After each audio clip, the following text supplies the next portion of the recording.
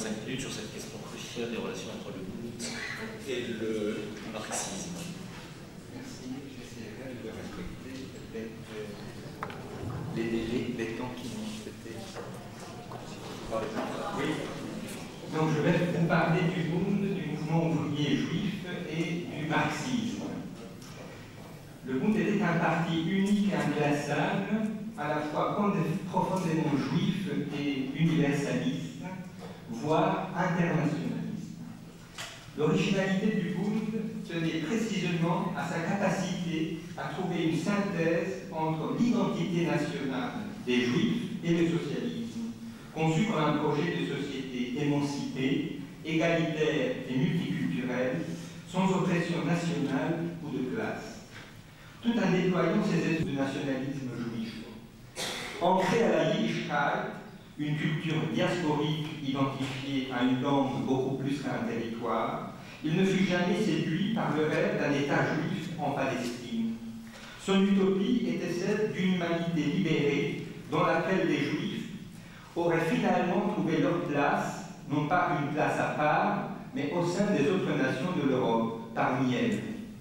La conquête d'un territoire ou d'un appareil d'État n'entrèrent jamais dans ses visées. Les plus cosmopolites de son époque.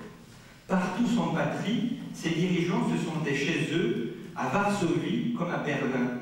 Ici, essayer d'éclairer un aspect moins connu et qu'on a de nos jours tendance à oublier. Le Bund se réclamait du marxisme et ses intellectuels ont participé à tous les débats de la Seconde Internationale, du socialisme russe, polonais et d'une manière plus générale, voire même, je dirais, d'affinité élective entre les Juifs et le marxisme. On ne peut qu'être ou qui se situe à mi-chemin entre les deux, comme c'est le cas de Haïm Jitovski.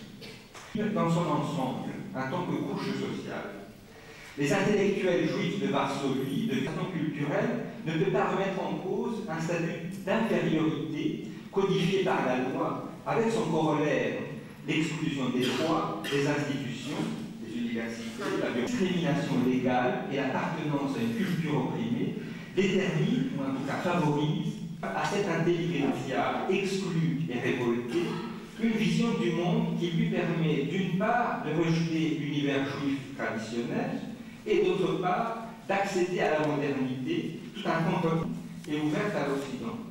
La sécularisation, parfois en la reniant même, partisan d'une culture laïque et sécularisée, rejetés comme hérétiques à l'intérieur du monde juif, ils étaient à un sens privés de racines, mais dans un sens seulement, car ils avaient les racines les plus profondes dans la tradition intellectuelle et dans les nobles aspirations de leur temps. Mais chaque fois que l'intolérance religieuse et le fanatisme dogmatique triomphaient, reprenaient entièrement à leur compte l'assimilation et la fin du judaïsme avec une tendance sociale inéluctable. Hérité d'un long passé d'antisémitisme, les deux amalgamés par une catégorie incontournable de la culture du XIXe siècle, l'idée de progrès. Ainsi, la vision de l'émancipation juive présente dans les écrits des marxistes juifs par ailleurs tels que Edward Bernstein et Otto Bauer s'inscrivait dans une lignée dont les origines remontaient aux Lumières et au rationalisme du XVIIIe siècle. Fidèle à cette tradition, amorcée par les